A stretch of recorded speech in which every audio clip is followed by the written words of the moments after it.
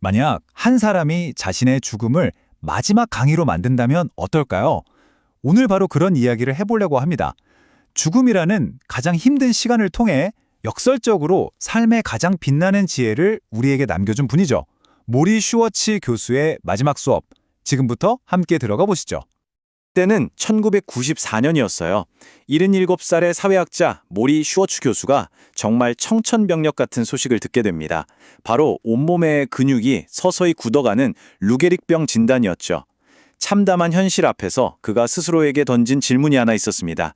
이대로 그냥 쓰러져 갈 것인가? 아니면 남은 시간을 어떻게든 의미 있게 살아낼 것인가? 여러분이라면 어떤 선택을 하시겠어요? 모리는 후자를 선택했습니다. 그리고 바로 그 선택이 우리가 오늘 이야기할 위대한 수업의 첫 페이지가 된 거죠. 자, 그럼 그의 수업 첫 번째 장으로 넘어가 볼까요? 그 첫 번째 수업은요, 가장 직면하기 힘든 현실에서부터 시작됩니다.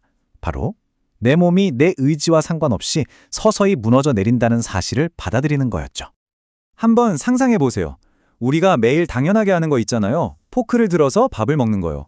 이게 모리 교수한테는 엄청난 도전이 된 거예요. 손이 마치 쇳덩이처럼 느껴지고 음식을 삼키는 것, 심지어 말을 하는 것까지 하나씩 하나씩 빼앗겨 갔습니다. 하지만 여기서 정말 중요한 건 모리의 태도였어요. 그는 절대 자신을 병의 포로로 여기지 않았습니다. 육체는 무너져도 정신까지 가두진 않겠다고 다짐한 거죠.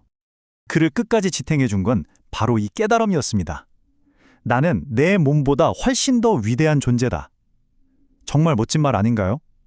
모리는 진짜 나라는 존재는 이 걷고 말하는 육체가 아니라 내 안에서 느끼고 생각하고 깨닫는 바로 그 정신이라고 선언한 거예요. 감정과 통찰, 직관만 살아있다면 나는 여전히 온전한 나다. 바로 이게 그가 마지막까지 인간의 존엄을 지킬 수 있었던 첫 번째 비밀이었습니다. 자, 이렇게 육체의 한계를 받아들인 모리 교수. 근데요, 싸움이 이걸로 끝이 아니었습니다. 마음속에서 끊임없이 밀려오는 감정들이 있었거든요. 바로 슬픔, 그리고 분노. 피할 수 없는 이 감정의 파도를 그는 과연 어떻게 다뤘을까요? 그의 해법은 정말 놀랍도록 간단했어요. 그냥 실컷 울어라, 이거였습니다. 슬픔이라는 감정이 나를 완전히 덮치고 그냥 통과해서 지나가도록 내버려 두라는 거죠.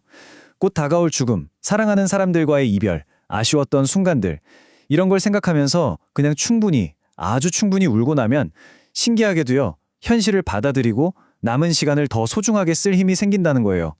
그러니까 우는 건 약한 게 아니었던 거죠. 오히려 유한한 우리 삶에 대한 가장 진솔한 존중의 표현이었던 셈입니다. 슬픔만 그런 게 아니었어요. 분노도 마찬가지였습니다. 생각해보세요. 내 몸이 내 맘대로 안 움직일 때 얼마나 답답하고 화가 나겠어요. 그런 좌절감을 그냥 터트리는 거, 이거 아주 건강한 거라고 모리는 생각했습니다. 일단 감정을 밖으로 쏟아내고 나면 마치 비 온 뒤에 하늘이 개는 것처럼 그 감정에서 한 걸음 딱 떨어져서 다시 평온을 찾을 수 있다고 믿었던 거죠. 자, 이렇게 내면의 감정들을 다스리는 법을 배웠다면 이제 시선을 밖으로 돌려볼 차례입니다. 모리 교수는 그토록 많은 한계 속에서 도대체 어떻게 삶의 열정을 계속해서 불태울 수 있었을까요? 우리가 보통 열정이라고 하면 뭔가 거창한 걸 떠올리잖아요. 근데 모리가 말하는 열정은 그런 게 아니었어요. 그냥 책 한 권을 읽고 좋은 음악을 듣고 사랑하는 사람의 이야기에 귀 기울여주는 것.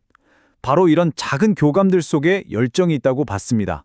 그리고 그에게 가장 큰 열정, 가장 큰 목적은 마지막 숨을 거두는 순간까지도 누군가에게 영감을 주는 스승으로 남는 것이었죠. 결국 삶의 진짜 의미는 이렇게 세상과 연결되고 교감하는 데서 온다는 걸 가르쳐 준 겁니다. 그리고 현재를 그렇게 열정적으로 살려면 꼭 해야 할 일이 있었습니다. 바로 과거를 놓아주는 거였죠. 아, 그때 이랬어야 했는데 하면서 후회하는 거예요. 이게 마치 백미러만 보면서 앞으로 운전하는 거랑 똑같다는 거예요. 너무 위험하죠. 결국 눈앞에 있는 소중한 현재를 다 놓쳐버리게 되니까요.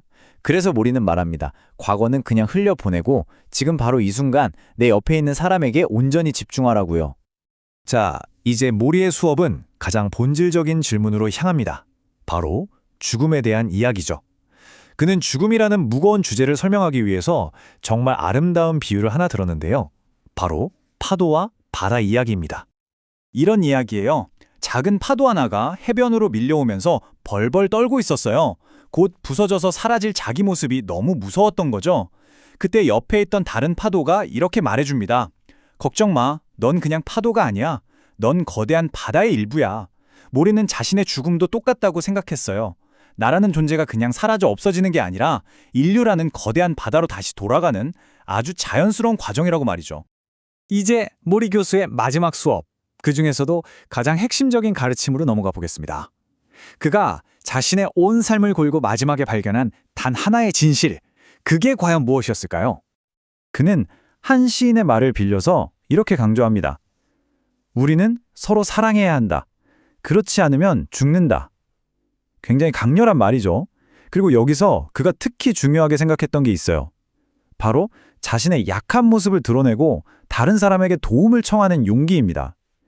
누구에게 손을 내미는 거, 그거 절대 약한 게 아니라는 거예요. 오히려 다른 사람이 내 삶에 들어와서 사랑을 줄 수 있도록 문을 열어주는 세상에서 가장 용감한 행동이라고 말합니다. 결국 모리 교수가 내린 마지막 결론은 아주 명확합니다. 죽음이라는 거대한 현실 앞에서 우리가 할 수 있는 가장 의미 있고 또 유일하게 이성적인 행동은 사랑뿐이라는 겁니다. 서로에게 책임감을 갖고 서로를 사랑하는 것.